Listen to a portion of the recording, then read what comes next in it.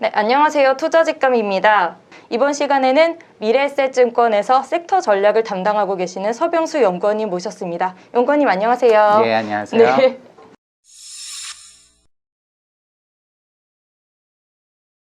사실 섹터 전략이라는 그 분야 자체가 굉장히 생소한데요. 어떤 일을 하시는 건지 먼저 여쭐 수 있을까요? 예, 섹터 전략이라고 하는 거는 어떻게 보면은 이제 좀 익숙하지 않은 부분일 수 있는데요. 국내에서는 아마 이제 개별 포트폴리오 유니버스를 짜는 투자 전략 부분이 있을 겁니다. 근데 이제 저희 미래에셋증권 같은 경우는 글로벌 투자와 좀 더 집중을 하고 있기 때문에 글로벌 투자 포트폴리오를 유니버스를 짜거나 그런 것들에 대해서 제시를 하는, 그러니까 자산 배분 측면이 아니라 그 자산 배분에 의해서 구성된 포트폴리오, 주식 포트폴리오를 어떤 종목들을 구성할 건가라는 관점을 좀 주로 다루는 거고요.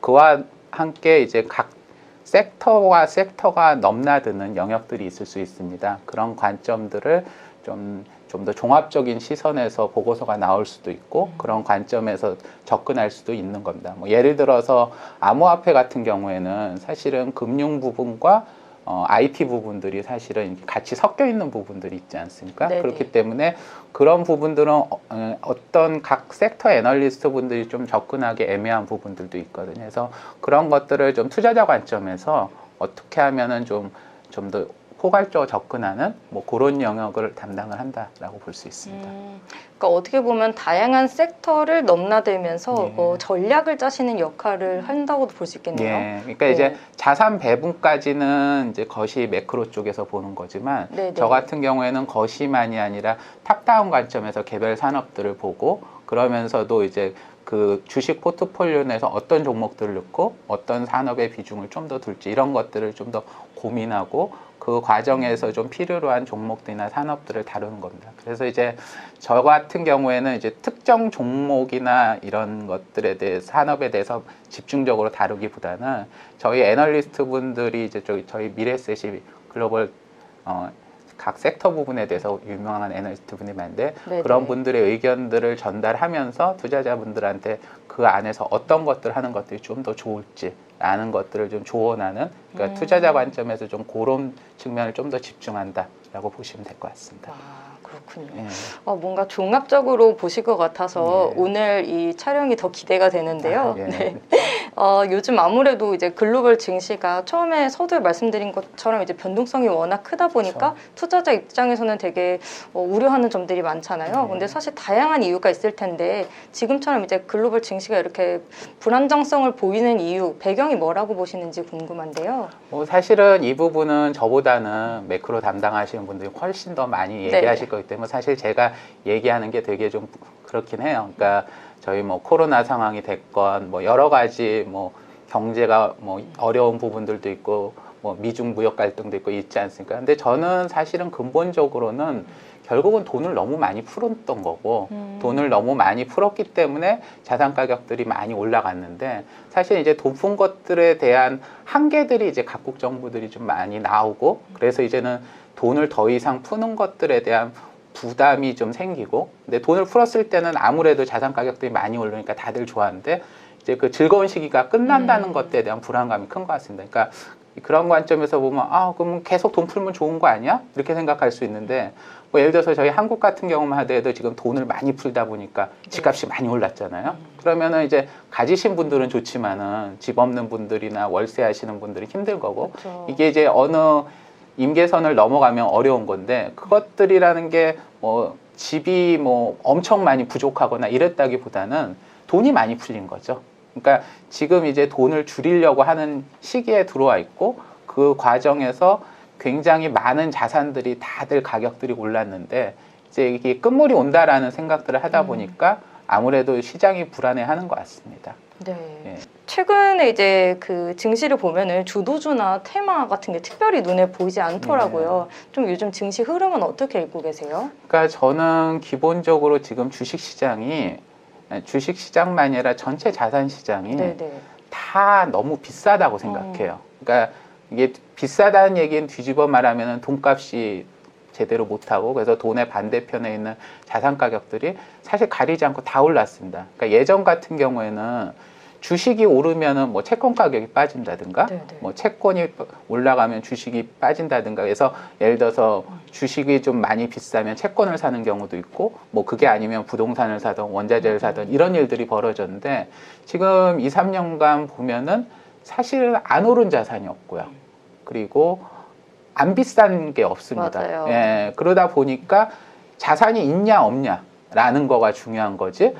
자산에서 무엇을 하느냐라는 것들은 애매한 거죠. 근데 그것들이 이미 가격은 어느 정도 목에 찬 상황에서 이제 돈을 줄일 때가 되니까 지금 뭔가 불안하고 피하고 애매하고 했는데 그런 것들을 예전에 회피할 수 있는 수단이 됐다. 뭐 금이 될 수도 있고 혹은 뭐 부동산이 될 수도 있고 채권이 될 수도 있고 무엇 하나 가리지 않고 이미 다 오른 거죠. 그러니까 이거를 어떻게 해야지? 뭐 이런 생각이 들고 그렇다고 뭐 일반 개인 투자자들 같은 경우에 다 돈 빼고 현금 뭐 이렇게 할 수도 있는데 네. 그렇다고 자산 가격이 또 얼마나 튈지도 모르는 거고 그렇죠. 세상에 어쨌건 주식을 하시는 분, 투자를 하시는 분들은 계속 있다 보니까 무엇을 사야지? 혹은 무엇을 들고 있어야지? 이런 것들에 대한 고민들이 커져가고 있고 근데도 마땅한 해답들이 사실은 다들 없다 보니까 지금 상황이 이제 모호한 상황, 주도주도 없고 뭐 자산 가격도 없고 상관관계도 없는 뭐 그런 상황인 거라고 판단하고 있습니다. 네네. 아까 해지할 수단이 없다고 하셨는데요. 사실 진짜 전 같으면은 이제 주식이 너무 오르면은 다른 해지할 만한 수단들이 많았는데 지금은 특별히 그런 수단들조차도 너무 자산 가격이 높아져 버리니까 할 만한 게 없는 것 같아요. 그럼 좀 지금 같은 시장에서는 어떤 섹터 전략이 유효하다고 보세요? 그러니까 사실은 저는 뭐 자산 배분을 담당한 건 아닙니다. 네네. 자산 배분은 이제 매크로 쪽에서 하시는 거니까 현금 비중을 어떻게 가느냐, 어떤 거 아니냐 이런 것들은 제가 담당할 부분 아닌데 어쨌건 주식을 가져가고 포트폴리오를 가져가는 입장에서는 지금 시점에서는 분명히 보수적으로 접근하는 건 맞다고 봅니다. 네. 근데 이제 이 보수적이라고 하는 거에 대한 좀 정의가 조금 애매한 부분이 있을 것 같아요. 왜냐면은 우리가 전통적으로 주식을 하는데 보수적으로 해라. 그러면은 배당주를 산다든가 혹은 가치주를 산다든가 이런 관점으로 접근하죠. 근데 사실 지금 이제 종목들을 뭐 한국만이 아니라 글로벌 전체적으로 보더라도 배당주 중에 싼 배당주가 있냐? 별로 흔치 않아요.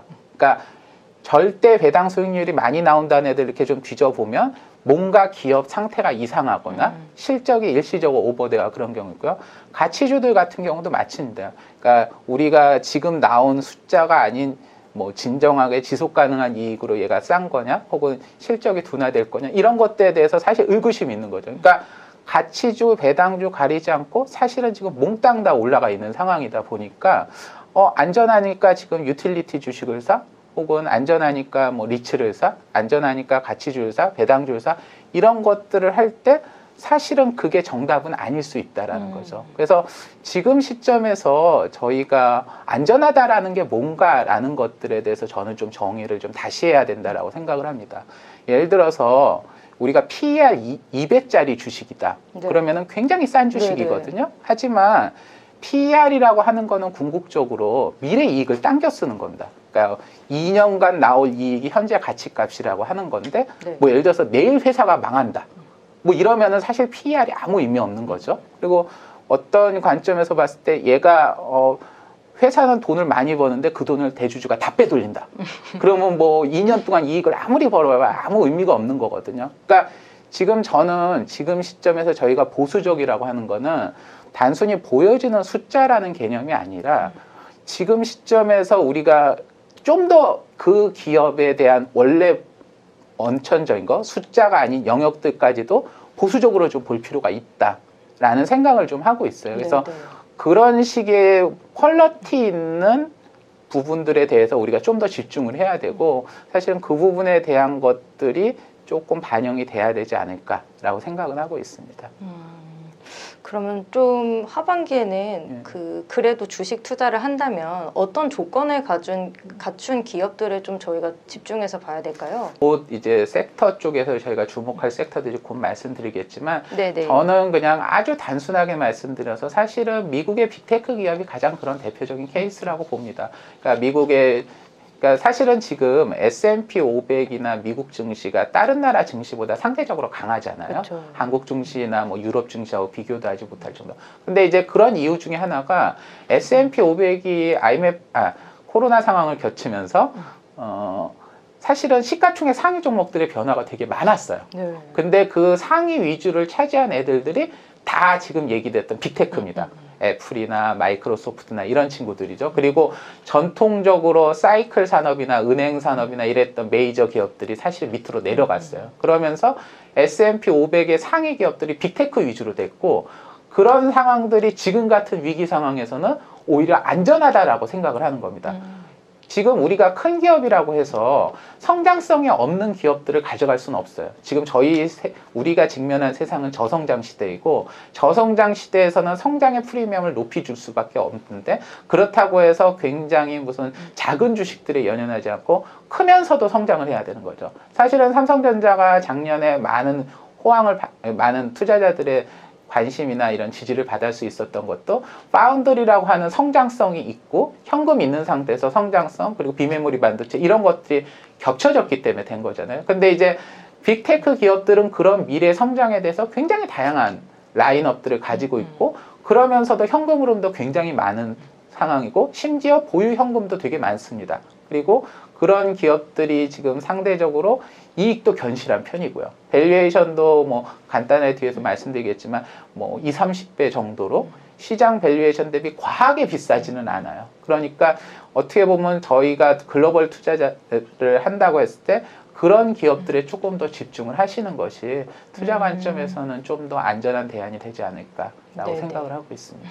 네. 그 와중에도 이제 빅테크 기업 중에서도 2분기 실적 발표할 때를 보면은 MS라든가 이제 알파벳 같은 기업들은 이제 하반기 가이던스도 높이더라고요. 그렇죠. 이제 이런 기업들에 좀 더 주목을 해야 한다, 이렇게 마무리해볼 수 있을 것 같아요. 그렇죠. 그러니까 제가 사실은 가장 이런 엄치나 같은 빅테크 기업을 대표하는 게 마이크로소프트입니다. 네. 그러니까 마이크로소프트를 차트를 보시면요, 큰 급등락이 없이 그냥 꾸준히 올라가요. 그게 벌써 몇 년째, 한 10년 넘게 꾸준히 올라가고, 최근에 등락이 있는 상황에서도 꾸준히 가고 있고, 그러면서도 분기 가이던스나 실적은 꾸준히 가고 있거든요. 그리고 네네. 보유 현금 흐름도 굉장히 많고요. 현금의 유입도 좋고, 미래 성장성. 그러니까 어떻게 보면은 시가총액 1위는 지금 사실은 애플이긴 하지만, 애플 같은 경우에는 이제 스마트폰 이후의 부분들에 대한 것들, 물론 이제 애플카라든가 뭐 이런 것, 애플 글라스라든가 이런 것도 있긴 하지만, 아직은 아이폰이나 뭐 좀 이런 부분들, 그리고 미중 무역 갈등 이런 것들이 있는데, 네네. 그런 것들에 비해서는 조금 더 안정적인 거죠. 그러니까 주가의 흐름이 어떻게 보면 탄탄하게 올라가는 모습은 마이크로소프트 같은 게 더 편하거든요. 그러니까 많은 투자자분들, 또 저희 리서치 센터에서도 이렇게 가장 선호하는 종목으로 추천드리고, 저도 개인적으로 가장 처음 초보 투자자분들한테는 무난한 투자라고 생각을 네네. 하거든요. 그래서 네. 그런 컨셉이 지금 가장 주목할 수 있는 투자 방식이 아닐까, 이렇게 생각하고 네네. 있습니다. 빅테크 중에 엄치나 기억하겠습니다. 예, 네. 알겠습니다.